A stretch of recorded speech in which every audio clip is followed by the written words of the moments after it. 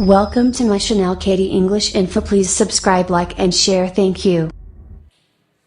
Hello guys, this is Khurshid Ansari, and once again you are welcome back to Katie English Info. Guys, today I'm gonna teach you simple future tense. So, guys, not taking much of your time, I'm gonna move to the point and topic. Today's topic is simple future. दोस्तों आज का topic है हमारा simple future tense. आइए जानते हैं, सबसे पहले मैं बात करता हूं सिंपल फ्यूचर टेंस की डेफिनेशन के बारे में। तो गैस, इसकी डेफिनेशन क्या होगी दोस्तों? सबसे पहले मैं इसे ही बताना चाहूंगा कि simple future tense shows the action is to be done in the future or will be done in the future. Guys, ये बतलाता है कि सिंपल फ्यूचर टेंस का जो एक्शन है वो फ्यूचर में होने को है या फ्यूचर में होगा। जैसे मैं कहूंगा कि मैं एक घर बनाऊंगा, तो भाई मैं एक घर बनाऊंगा, क्या मैं आज बनाऊंगा? नहीं। क्या गारंटी है कि मैं घर बनाऊंगा? कब बनाऊंगा इसकी कोई गारंटी नहीं है। तो दोस्तों इसे हम कहते हैं फ्यूचर। फ्यूचर में ये काम होगा या नहीं होगा इसकी कोई गारंटी नहीं है। आइए सबसे पहले हम लोग जानते हैं सिंपल फ्यूचर टेंस की स्ट्रक्चर। तो इसकी फर्स्ट है affirmative structure, subject plus shall oblique will plus V1 plus object. अब आइए जान लेते हैं इसमें यूज क्या क्या होता है। दोस्तों इसमें यूज होता है शैल एंड विल। तो आप ये बात कई बार सुन चुके होंगे और इंग्लिश ग्रामर बुक में पढ़ चुके होंगे कि प्रोनाउन आई और वी के साथ में शैल का इस्तेमाल होता है और बाकी के साथ विल का इस्तेमाल होता है।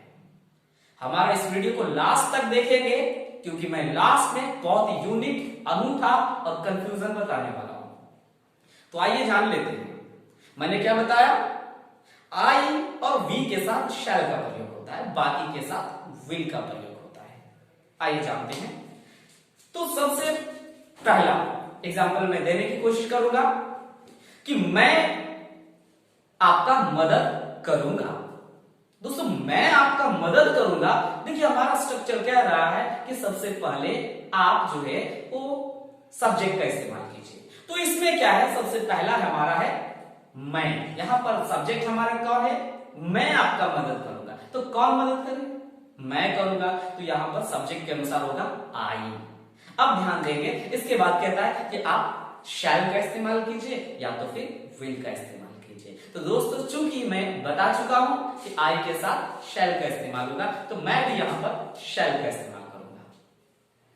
तो इस तरह से आई शैल। अब इसके बाद स्ट्रक्चर कहता है कि V1 का इस्तेमाल कीजिए। तो यहां पर V1 क्या होगा? मदद करना। तो मदद करना यहां पे हो जाएगा हेल्प। आई शैल हेल्प। अब हमारा बचा ऑब्जेक्ट। स्ट्रक्चर कहता है ऑब्जेक्ट लिखिए। मैंने भी यहां पे ऑब्जेक्ट लिख देता हूं। आई शैल हेल्प यू। आइए देखते हैं, एक और एग्जांपल ले लेते हैं। जैसे मैं बचपन से ये इरादा बनाया था कि भाई हम लोग नालंदा ओपन यूनिवर्सिटी में पढ़ेंगे। तो दोस्तों ओपन यूनिवर्सिटी में पढ़ेंगे पहले ही बना लिया था, लेकिन भविष्य के बारे में जिस समय मैंने सोचा था उस समय ये काम हुआ नहीं, लेकिन बाद में हुआ कि मैं नालंदा गया और वहां से पढ़ा। उसी प्रकार जब हम लोग किसी काम को प्री प्लान करते हैं, तो किसी काम का प्री प्लान जो भविष्य में जो काम होता है उसे अभी बताने के लिए हम क्या करते हैं? सिंपल फ्यूचर का प्रयोग करते हैं। जैसे मैंने यहां पर बताया कि हम लोग जो है नालंदा ओपन यूनिवर्सिटी में पढ़ेंगे। तो यहां पर हम लगाएंगे वी शैल रीड और study in Nalanda open university. तो ये रही हमारा एग्जाम्पल। अब ध्यान देंगे, कोई कहता है कि भाई मैं एक नेता बनूंगा, तो हम इसको ऐसे बना सकते हैं, आई शैल बी अ लीडर। क्या गारंटी है कि मैं नेता बनूंगा, लेकिन फिर भी मैं प्लान कर रहा हूं। तो दोस्तों प्लान को दर्शाने के लिए, बताने के लिए हम क्या करते हैं, सिंपल फ्यूचर टेंस का प्रयोग करते हैं। आइए देख लेते हैं नेगेटिव स्ट्रक्चर। नेगेटिव स्ट्रक्चर होता है subject plus shall oblique will plus not plus V1 plus object. अब हम इसे कैसे बनाते हैं आइए जानते हैं। नेगेटिव में जैसे मैं आपके साथ नहीं जाऊंगा, तो मैं आपके साथ नहीं जाऊंगा, हम इसको ऐसे कहेंगे, क्या, मैं आपके साथ नहीं जाऊंगा means I will not go with you. दोस्तों यहां पर मैंने शैल की जगह पे मैंने विल का इस्तेमाल किया है। मैं लास्ट में मैं इसे क्लियर कर दूंगा कि यहां पे विल का इस्तेमाल क्यों किया है। दोस्तों तो मैंने बताया I will not go with you, मैं आपके साथ नहीं जाऊंगा। चलिए दूसरी एग्जाम्पल को देख लेते हैं। तो दूसरा एग्जाम्पल है हमारा कि हम लोग यहां नहीं ठहरेंगे या नहीं रुकेंगे, तो हम इसको इंग्लिश ऐसे कर सकते हैं, we will not stay here.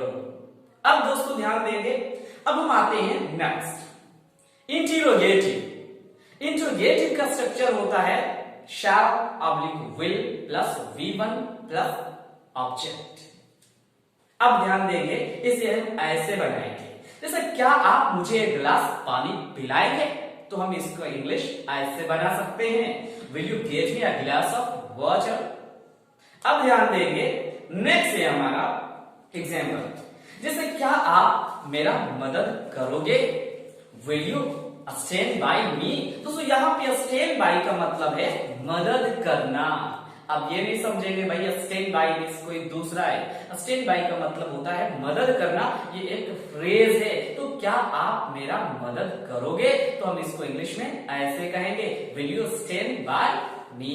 आइए देख लेते हैं नेगेटिव स्ट्रक्चर को। तो नेगेटिव स्ट्रक्चर ऐसे होता है, subject plus shall oblique will plus subject plus not plus V1 plus object. आइए देखते हैं, हम इसको ऐसे कहेंगे, जैसे क्या आप मेरी नहीं बनोगी। अब यहाँ पे आपको समझना होगा कि भाई क्या आप मेरी नहीं बनोगी, इसका मतलब है क्या आप मुझसे शादी नहीं करोगी। इसका मतलब ये है, हम इसको ऐसे कह सकते हैं, वॉन्ट यू बी माइन, क्या आप मेरी नहीं बनोगी। अब हम ध्यान देंगे यहाँ पे नेक्स्ट है, जैसे क्या आप नाश्ता नहीं करोगे, तो हम इसको ऐसे कहेंगे, वॉन्ट यू हैव ब्रेकफास्ट। अब ध्यान देंगे यहाँ पे मैं कुछ स्पेशल ले लेता हूं। मैं स्पेशल रूल्स हमारा क्या है, ध्यान देंगे। पहली चीज मैंने बताया कि आई के साथ और वी के साथ हम शैल का प्रयोग करते हैं, और बाकी ही, शी, इट, ने इत्यादि के साथ हम विल का प्रयोग करते हैं। लेकिन दोस्तों क्या आपको पता है कि अदर के साथ आई, यू, ही, शी, इट के साथ भी शैल का प्रयोग किया जा सकता है? तो मेरा जवाब होगा यस।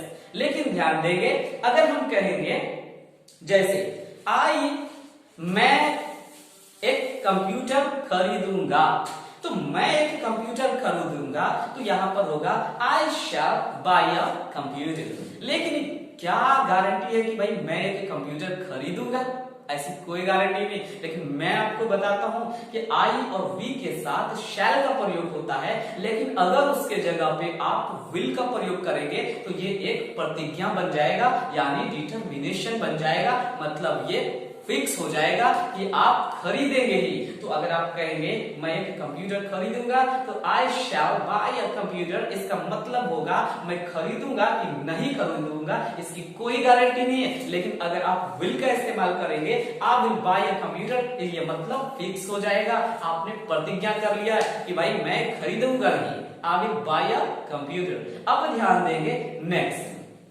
ध्यान देंगे, जैसे मैं कहूंगा कि भाई मैं आपका मदद करूंगा, तो हम कहेंगे आई शैल हेल्प यू। तो भाई क्या गारंटी है कि भविष्य में कि मैं आपका मदद करूंगा, इसकी कोई गारंटी नहीं है। लेकिन यही अगर आई के साथ अगर हम जो है शैल के जगह पे हम जो है अगर विल का इस्तेमाल करेंगे, तो ये एक प्रतिज्ञा बन जाएगा कि भाई मैं आपका मदद करूंगा ही। इसमें कोई शक नहीं है, there is no doubt at all.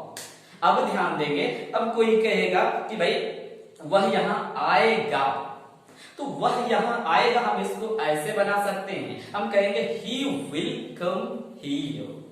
He will come here, इसका मतलब ही के साथ तो विल लगता है, इसका मतलब क्या, वह यहां आएगा। लेकिन अगर हम ही के साथ शैल लगा देंगे, ही शैल कम हियर, तो इसका मतलब फिक्स हो जाएगा, मतलब ये ऑपोजिट हो जाएगा।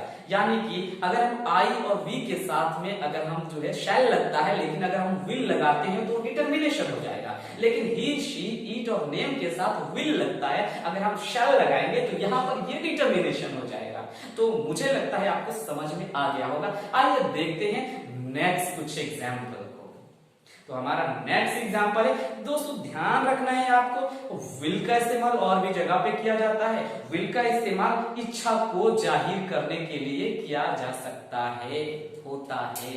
आइए जानते हैं, जैसे एक छोटा सा बच्चा है भाई, वो कहीं पे फेयर में गया और उसको नजर आ गया कि भाई एक खिलौना है, तो कहेगा मम्मी मैं खिलौना लूंगा, मैं ये खिलौना लूंगा। वो इच्छा जाहिर कर रहा है, तो कहेगा आई शैल नहीं कहेगा कि भाई आई विल बाय दिस टॉय, ऐसे कहेगा। अगर जाते जाते कहीं समोसा नजर आ गया तो कहेगा मम्मी मैं ये समोसा खाऊंगा, तो हम इसको ऐसे कह सकते हैं आई शैल ईट दिस समोसा, ऐसा नहीं कहेंगे, हम कहेंगे आई विल।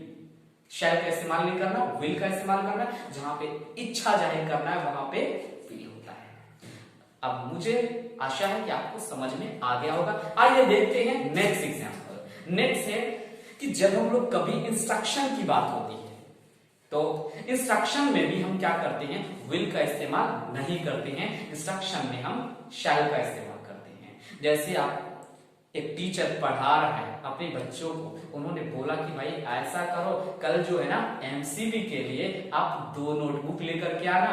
तो हम यहाँ पर ऐसे नहीं कहेंगे कि you will bring 2 notebooks for MCB, ऐसा नहीं कहेंगे, क्योंकि मैं इंस्ट्रक्शन दे रहा हूं। यहाँ पर कहेंगे बच्चा you shall bring 2 notebooks for MCB book, ऐसा कहेंगे।